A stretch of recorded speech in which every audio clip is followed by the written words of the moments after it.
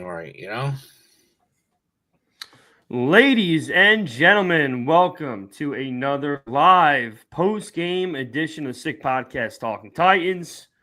This is the first live post-game after a Titans victory this season, believe it or not. Amazing. Unbelievable. And this is the first Will Levis win of the season, and it's a good one. So let's not waste a second. Sammy, start us up. Turn up your volume. Because you're about to listen to the Sick Podcast. Talking Titans. Do the Titans have a miracle left in them in what has been a magical season to this point? Going to be fielded by Lorenzo Neal at the 25. Pitches it back to Wycheck. He throws it across the field to Dyson. He's got something. 30, He's 40, got something. 50. He's got it. 40, He's got it. 20, 10. He's got it. End zone. Touchdown Titans. There are no flags on the field. It's a miracle. Tennessee has pulled a miracle. The sickest Tennessee Titans podcast. Sick! It's going to be sick. Well, some might say, in the words of the great Mike Keith, the Titans have pulled off a miracle, at least in my opinion, going into this game about 3-4 hours ago. I thought it would be. Tennessee beats the Houston Texans on the road 32. You heard that correctly. 32-27. Second time this year. Second time this year. Jarett, I usually start off with Vin. Why don't we give you the honors today? How you feeling? What do you think? And has anything changed in your mind as far as how you're foreseeing the rest of this season? Foresee for the rest of the season? No. I told you last podcast that I wanted them to progress and show signs that Callahan is doing his job so he can keep his job next season. So the promise is going to be going forward. You shake your head no. I shake my head yes. I saw promise with the offense. Will Levis, yes. I'm still not totally in on him, but he proved me wrong again today. He had a fantastic day, 18 of 24, almost 300 yards, 2 touchdowns, but he had that dreadful interception at the wrong time in the game. And then again, the run game was there. Tony Pollard, who was on my fantasy bench, who I thought was not going to have a great day, 120 yards and a touchdown. And then also the one thing that I can agree with you, Sal, was the egregious offensive line. And I said it on Thursday or Tuesday, whenever we had the show, that we had to contain Darnell Hunter and Will Anderson. It didn't happen. The offensive line. You know what? I wouldn't say that. I mean, I think they had 8 sacks. But you got to at least throw 4 sacks on the offensive line. Will Levis had definitely the other, 4 or 5 sacks. He's got to get the ball. Even the announcers were saying it the whole time. You got to get the ball out of your hands, man. He had Calvin Ridley wide open 3 times. And especially when he threw that interception coming back, you saw him pattern with the ball a couple times. Get rid of it, dude. Don't take the sack. Right. And one other thing I'm just going to say, Harold Landry, he was absent for the last, I don't know how many games. We haven't talked about this guy in 3-4 weeks, and then all of a sudden comes up big at the end of the game and gets a safety. But still, exactly, I agree with you, Sal. There needs to be more of that, and there hasn't been. Lastly, before I give it over to Vin, I just want to say to the McNair family, it's always the Titans. Mm-hmm. You guys got nothing on us. We have the blue. We'll always have the blue. So, kindly go fuck yourself. Wow, I like that. I mean, listen, it's a nice one. I like being a division opponent. I really do, especially to piggyback off of you, Jarett. That little subtle beef since we came out with our throwbacks a couple of years ago, and a tit for tat with Titans fans, Texans fans on Twitter. But that being said, it's nice to get a win. Who knows what it'll look like at the end of the year, where it affects us draft wise, but. If you're a Will Levis truther and have some hope left for him, like our buddy Sal does, today was a good day. He showed some maturity, I would say. The pick 6 was bad. We know that arm talent is there, and if he could harness it, it could be a problem. But let's see if he can sustain it now. It was nice for him to get a win. 5 of our next 7 games are division opponents. Yep. It's really a shame too because we could have won the Bears and Jets game and been 5-5 just as easily as we're 3-7. And the Bears game. Yeah, and the Bears game could have been 5-5 right now, but you never know. You can get hot at the end of the year. Defensively, we made some plays. Brownlee looking like a player, and that's something to be excited about. Simmons and Sweat look good. And you never know what can happen down the road. We could beat the Jags. We could beat the Texans again. You don't know. We have the Colts. Do we have the Colts again, or they beat us twice? No, we got the Colts again. We got the Colts again. Everybody at least. You got to win out if you want to make some noise. Let's give a special shout out to Nick Westbrook Akina, who's going to make himself some money in free agency this year. Buy his jersey.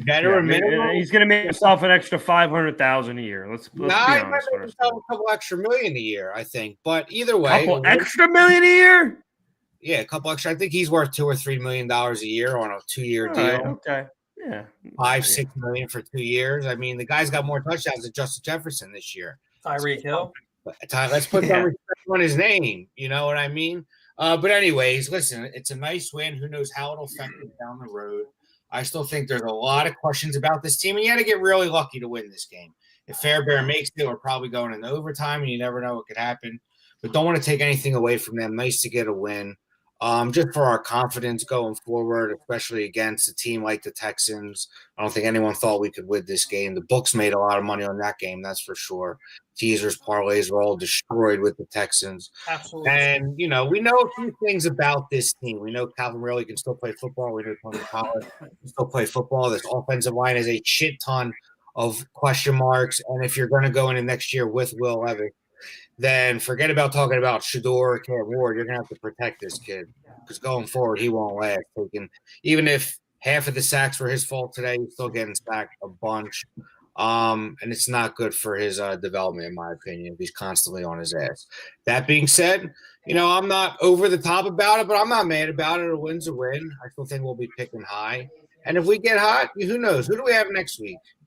Washington. It's a winnable game. I think that is a winnable game, and I think Salvatore might be there as well. Well, I mean, before Sal goes on his take, the next couple of games, just for the record, so everybody knows. So if anybody wants to talk about it anymore on the podcast, we're at the Commanders. We're home against the Jaguars, home against the Bengals, at the Colts, at the Jaguars, and home in the finale against the Texans. So yeah, I mean, other than Houston, all those games are winnable. What? Except for the Texans at the end of the year, as it stands now, the way these teams are currently playing, at least the last month, I mean, every single one of those games are winnable. So I don't know how that plays into everything. Today. Yeah, I mean, you'd be a fool to say to yourself, this team should have some sense of desire to try to get themselves back into a division race, which is obviously laughable at this point. But, they have 4 more of them. Yeah. And other than the Texans, all the other teams are bad. You go 3-1. That's 6 wins right there. You get lucky with another one. All of a sudden Washington looking a little bit exposed a little bit. They came back down to earth. You never. I mean, here's the thing. You could say, the Titans were lucky. A lot of things had to go their way to win this game. You can also say that the Titans shoved their own foot up their ass like 6 different times. You take away the horrendous, historically terrible special teams. You take out the really piss poor desire to block for the kid. And then you take out the pick 6 and the Pollard fumble. And this isn't even a game. I mean, this team kind of dominated the Texans on both sides of the ball with the exception of 2 or 3 plays this game. So I think it's just kind of, you could argue that this team is just not disciplined at all, and that's why they're continuously having to come from behind or try to catch a lead. So I still have zero faith in Brian Callahan. I understand you can keep saying the same things about it's going to start happening and he's a rookie coach and but these are just things that you can argue are black and white. I mean, the constant desire to want to run as much as he does on, to put this kid in situations on 3rd and long throws that he has to make. It's so obvious that it's going to be very difficult to sustain success when you're constantly tipping your pitches. I mean, every freaking week to every D coordinator in the league that, okay, we know for a fact this team's going to do about 25 draw runs up the middle. They're going to do probably half a dozen screen throws directly to a receiver, and it worked pretty well today for the most part. So I can't get on his case too much about the screens. But, I mean, it's just like, I don't know. I hope I'm wrong. Him throwing his hands up like the game is over after he missed that kick, I was like, oh, no, this is going to be another meme. Because, of course, we gave them the ball right back. And technically, without a really bad penalty on the kickoff, they could easily went down the field in a minute 35. So, it was great to win this game. Like I said, I bet him to cover with the over, and that was great. Made a crispy little 150 today. But what were they money lines? Anyone know? They had to be like 300 plus. Yeah, the money line was, I think, 380. So at the beginning of the week, it was plus 295. I don't know what it was. But here's the thing, Sal, too. And I know you're a Levis guy. If he's coming back, Callahan's coming back as well. Yeah, exactly. That's why I keep saying it's a catch-22. Yeah, they're going to bring back the whole crew for another go round. I think. Well, especially if he keeps progressing. And like I said, winning cures a lot.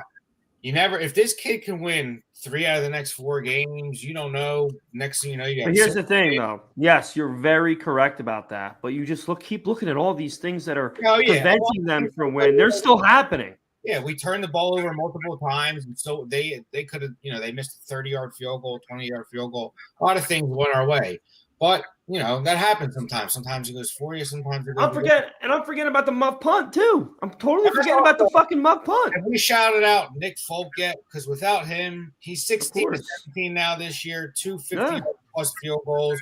Without him weapon in this game either. Yeah, so a lot of things had to go our way. But if you want to be optimistic, and Will Levis through there, today was a great day. And you got to build, and you got to constantly build on that, like I've been talking about. Yeah, exactly. If you go ahead on the train, if you win next week and score 30 points again, then you're going to get some fans talking a little bit. It's not even that. It's not even that. Not make mistakes. Be able to go down the field. If we're down, be able to go down the field and score points. Like I said, I'm out until the rest of the year. I need show consistency the way you're doing right now, and then I'll be back on board. I'm not hopping the train. Oh, I'm back. I'm not back. Oh, I'm back. I'm not back. The only thing I could say is, because like I said, I was a football coach. I know football and how everything. Brian Callahan, the way he's calling plays the last couple of weeks, it's starting to look like it's progressing a little bit. Yes, there's still bonehead decision-making plays, but they're opening up even more. Chig is more involved, which I said that we need to get our tight ends more involved. They're airing the ball out. Calvin Johnson, which they should have done, and let Will Levis go from the beginning of the year. I don't know what changed. Maybe they're getting more comfortable in the offense as a whole, but obviously the most concerning point is the offensive line. So if we get that fixed and Will Levis continues to do what he did today, okay, I can say maybe I can get back on board by the end of the season. But as of now, I'm not. But the only thing I said, give Brian Callahan a chance still. He's a first-year head coach, a first-year play caller in the NFL. It's hard to begin with. When you're in that situation and you're calling plays, as long as we're progressing in the way we are right now, I'm okay with it. That's why I said. But we're not progressing. Yeah, but we're not progressing. You won against a divisional opponent for 30 points. I'm going to take that. So if we take little by little and stack it each week, and we build it into it next year, I'm fine with it. Same thing Will Levis needs to do consistently like he done today. And I'm not shitting on Will Levis at all today. He had a fantastic game. It just needs to stay like this for the rest of the year. That's it. I mean, I understand that when you take a look at Will Levis' stat line today, which was very good, and the fact that they won. That's it. They won the game. To say this team is progressing when it's still just embarrassing mistake after embarrassing mistake. I mean, I understand where you're getting at. I know what you mean. Like the fact that we sustained drives, put points on the board, got in the end zone, things we're having trouble doing, that is a sign of progression. But like, you want to be a consistent winning football team, you got to do basically the opposite of almost everything we're doing right now. Horrible special teams. And the defense was very good today as well. The only thing I'm going to give to you is Cole Anderson should stay in Houston because he should be fired. Should be fired 2 months ago. It's been horrible. It's horrible. That's the only thing that I can agree with you on that. The defense, fantastic today. The game plan, I'm not worried about Denard Wilson and that game plan. Brian Callahan, that's where we need to focus on, the stepping stones. The offense has looked good week in and week out the last couple of weeks. If we're building on that, I totally agree. If you're talking about Brian Callahan as a whole, as a head coach and not a play caller right now, yes, I'll agree with you that the special team's atrocious and something has to change. Whether it's the personnel that we have, that the guys are not executing, and it's really not Cole Anderson. Like, I mean, come on, we had him tackled at the fucking 20-yard line, and then he on the first play of the game, for the first kickoff, and he busts it 67 yards, and of course they're getting 1st and 10, and they score on the next drive. Well, it's fundamental tackling? Is it the guys that are they're not executing? But obviously it falls on the coach too. So, I mean, then again, it's a first year. I'm not making excuses for Cole Anderson at all because, like I said, I wanted him fired already. All I'm saying is it's a first year with a kickoff, with a new kickoff. Something needs to give. Hopefully the coaching takes a toll and we get more guys next year. I don't know. Well, no matter what, Colt Anderson better not be on the staff next year, no matter what. I don't care if it's his first year, his 100th year. I mean, he's an embarrassment to the position. And again, I don't understand how this organization can expect our fans to believe that we have a desire to win football games by allowing him to continue to coach this side of the ball. There's zero excuse for it. And if you want to get people to the arena or to the stadium, which is what your job is as ownership and as most of the high-level people in this organization, allowing that is just – it's embarrassing. I don't care if they beat the Chiefs on the road today. It's embarrassing. It just flat out is embarrassing. And if you want to create a standard of winning, then allowing that to happen is not going to help you get there. So that's all I got to say about it. It doesn't look like he's going to lose his job. It looks like they can give up 100 yards a game in special teams. He's not losing his job. And that's just ridiculous. And I don't, and there's nothing anybody can tell me to say that he should still be here, but that's besides the point. Just got to hope it gets better. And since we got to deal with it, that's all you can hope for. But, again, defense was great. They did some obvious, unfortunate situations, as always, being stuck, starting possessions on their own 25-yard line. But overall, it was a really surprising, surprising victory that we can, as fans that haven't been able to be happy about much. Yeah, we went toe-to-toe with one of the best quarterbacks in the league. And our guy outperformed him. Yeah, that's just the way it is. That he's not a better quarterback than Stroud by any means. Would I switch with him in a minute? Of course. But there's a reason. There's a saying, any given Sunday. And today, this kid, he was better, and he won the game. And we should be happy about that, if nothing else. So, nothing's going to happen. I'm not going to root against Brian Callahan. Obviously, that would be silly of me.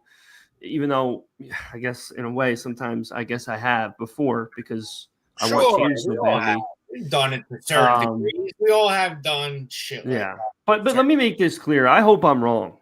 That's what I said about Will Levis. You're on Callahan's throat. I'm on Will Levis's throat. So I mean, we're holding him accountable. If they win next week and he has a game similar to today, then I think you get some people really start to talk about if he's really the future or not. Well, you got the last 3 weeks, real quick before I came on the show. He's got 5 touchdowns and 1 interception.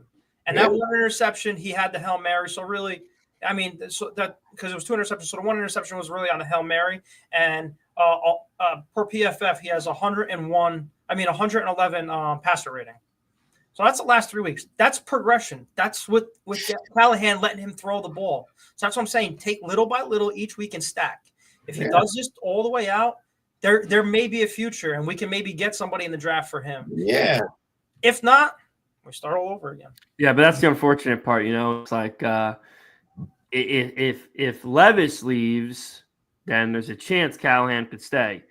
If Callahan leaves, then Levis is definitely gone. Like there's no way around it. That's the way it's just going to be. But let's hope that Brian rights some of his wrongs and kind of just sees some of the writing on the wall that's been in front of him each and every week. And just like Levis has started to limit those mistakes that we thought were never going to be able to be kicked, like his, decisions to kick the ball or to underhand float it to the sideline and diving like Superman to the sideline. He stopped doing that. He's sliding now. He's doing a lot of things we thought were never going to come. And if they were, it wasn't going to be anytime soon. Just got to hope and pray that Callahan sees some of the things that he's doing that is not helping this football team at all. And that's it. I'm going to go into this game next week thinking they got a shot. I certainly wasn't going to think they did if they got bombarded by the Texans like I thought they would. I bet you that spread is going to be 3.5 or 4. It ain't going to be nothing crazy. Yeah, I mean, they say you're supposed to get 3 just for being home. So I'd like to think they're going to probably get 6. No, they ain't getting those 6 points against this team. They're I don't know, man. a bit of a skid right now. We'll see. But if they win next week, winning cures a lot. And like I said it to AC before the show started. He showed a bit of, if nothing else, maturity. And that he's taking to the coaching and realizing that, hey, I don't want to fucking run myself out of this league. Let me tone it down a bit. The arm talent, if you want to hang your hat on something, is unreal. It really is. I mean, he flicks his wrist and it is 40 yards on a dime. So God bless him. Amazing arm talent. But can he sustain, the course of a four-quarter game? Can he sustain and not make mistakes and not get in his own way and not turn the ball over? His talent is undoubtedly there. Oh, yeah. If he can learn just how to roll out of a pocket, like all the people behind him, like the guys. I mean, you can go right down the list here. Burrow. Allen doesn't really do it as much, to be honest. He's more of a step up and find a gap to run through. But he's also a freak of nature, 6'5". Of course. Yeah, no, I know. But you got Mahomes, Russell Wilson, even guys like Kyler Murray, who they all do it. Okay, they're able to sense the pocket collapsing, and they spin out of that son of a bitch and start sprinting to the sideline and either kick it out or they find somebody. But if this kid can actually get some pocket awareness and can actually get some spidey sense when that pocket is collapsing around him, forget it. I mean, you saw this kid throw across his body on one foot. Not now to answer that kid's comment either.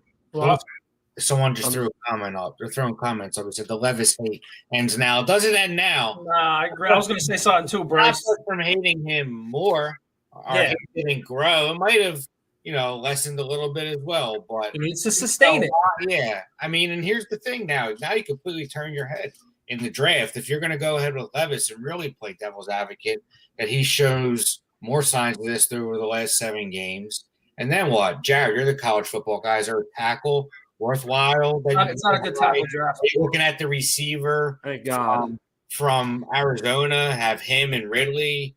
I don't think he's going to be the best wide receiver in the draft. Yeah, it's just something to keep your eye on too. If he's going to Travis Hunter, man, Travis Hunter. That's he's going to go number 1 though, probably. Yeah, he's going to go 1 right now. Where we sit, we moved back from 2 to 6. So you're telling me Carolina or wait, but who's he going 1 to? Jacksonville. Now Jacksonville. They ain't taking no quarterback. He's out for the rest of the year, Lawrence. Yeah, they just paid him about that a year. Yeah, they paid him $40 million too. Yeah, they ain't getting rid of him. They're taking. Okay. Well, don't think for 1 second they wouldn't trade back if somebody gave him something they couldn't say no to. I mean, Travis Hunter, I think, is going number. You're gonna have the number 1 pick to get him because there's going to be some teams right now. I'm telling you.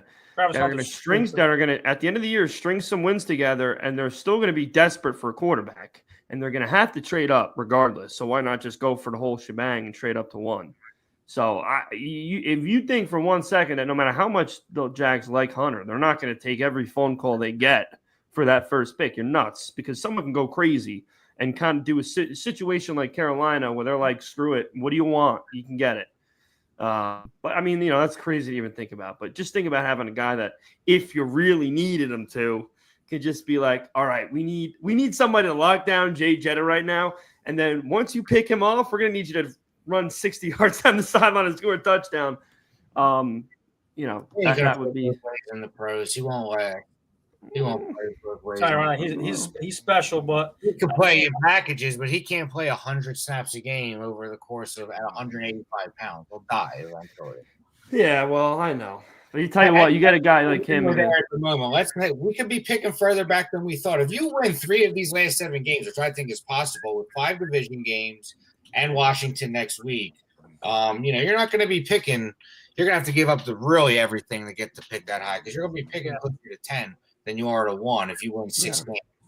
Yeah, well, I mean, of course, that's true. We're talking about Travis Hunter, The way we're, if they win a couple more games, they're going to be out of the top 10. So we're all just a little bit more excited to see if we could sustain the offensive success at least next week on the road against a team that's desperate now.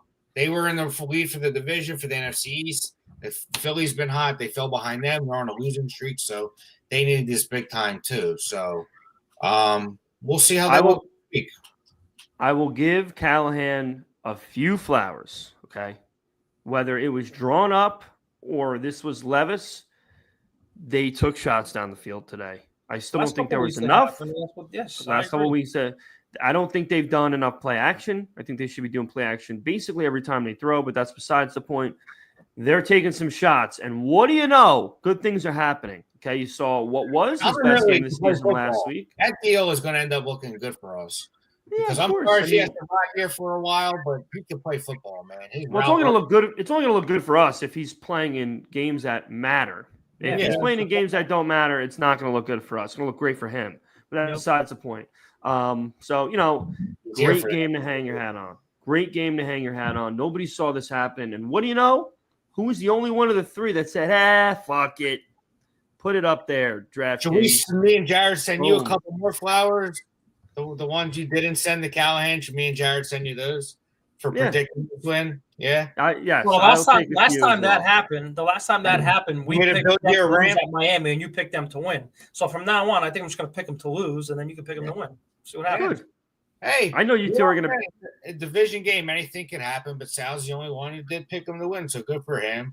We needed everything under the sun to go our way in that game. Turn the ball over. And Sal, we can actually wear our Victory Monday sweatshirts on a Monday. I know. It's amazing. I'm going to be wearing it. I'll try to be a little less miserable this week, too. I was not as miserable as you guys thought I'd be on this show. So, hey, let's see what happens next week. Yes. It's going to be great again. At least something to talk about throughout the week now. You know what I mean? Yeah. I said it on my post game video that's on Twitter. I will be in attendance for that game. My stepfather's a big Washington guy. Sitting with the owner. In the suite, sitting with the owner. Don't. Yeah. I'll be in there with. Actually, ironically, the owner of the. The owner of the Commanders, I think, is also the owner of the Devils. To be honest, I'm not positive. Wow, I think it's the same group.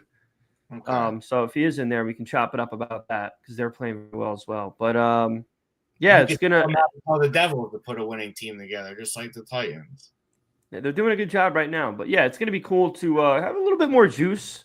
Yeah. Going to that game, coming off a really nice win, and who knows? Don't rock.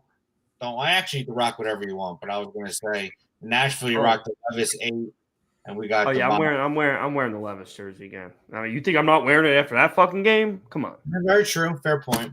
I gotta, I don't know how many more times I'm gonna be able to wear it, so I'm gonna put it on for this game. That's for sure. Fair enough. But So I think we pretty much covered all our bases today. It was a hell of a victory. It's so good to be able to get live with you guys and talk about a victory. We haven't been able to do it in how many weeks now? 12?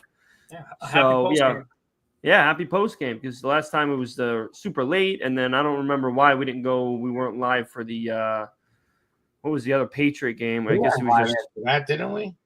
No, we didn't. I think it was because it was I don't know. That's a good question. I don't remember. But either way, I feel like it feels like this is the first legitimate win because it's with our starting quarterback. So that's what's great. But before we sign out, we want to, as always, give a special shout out to our sponsors. So I will start off, of course, with our great sponsors over at DraftKings. The Emirates NBA Cup is here. You can win big, getting in on the action at DraftKings Sportsbook, an official sports betting partner of the NBA. All 30 teams split into 6 groups every Tuesday and Friday, playing for the right to advance in the single elimination in-season tournament, culminating in the NBA Cup championship in Vegas. Score big with DraftKings Sportsbook. Every point counts. Download the DraftKings Sportsbook app and use code 6SPORTS. That's code 6SPORTS for new customers to get $200 in bonus bets when you bet just $5. Only at DraftKings, the crown is yours. Gambling problem? Call 1-800-GAMBLER. In New York, call 877-8-HOPE-NY or text HOPE-NY 467-369. In Connecticut, help is available for problem gambling. Call 888-789-7777 or visit ccpg.org. Please play responsibly on behalf of Boot Hill Casino and Resort in Kansas. 21 and over. Age and eligibility varies by jurisdiction. Void in Ontario. Bonus bets expire 168 hours after issuance. For additional terms and responsible gaming resources, see dkng.co/ftball. Let's not forget about Varsity Coolers either. Varsity Coolers is a line of sports coolers that are stylish as they are functional. It is a waterproof cooler that holds up to 30 cans cold for 18 hours. Whether you're repping your team, hitting the open road, rounding up friends for a boat day, or just having a blast, you deserve timeless style, peak functionality, and most importantly, ice-cold beverages. Varsity Coolers is here to deliver all that and more. Awesome. So I think we're going to close shop for today, guys. One thing, if you're watching, we appreciate every single one of you that takes time out of your weekend to talk Titan football with us after the game. Please do me a favor. Hit that subscribe button, whether you're going to be listening on any platform, but especially on YouTube. If you're listening to us on YouTube Live, make sure you hit that subscribe button. Hit us with a like. All that stuff helps, believe it or not. Every little bit with the algorithm is going to help us continue to grow. So without further ado, we're going to sign out, guys. We have another week to look forward to, Titans football, talking about this game against the Washington Commanders. Again, I won't be there for the post game no matter what, so I will be around to at least talk about our pregame, which we'll do in the next few days.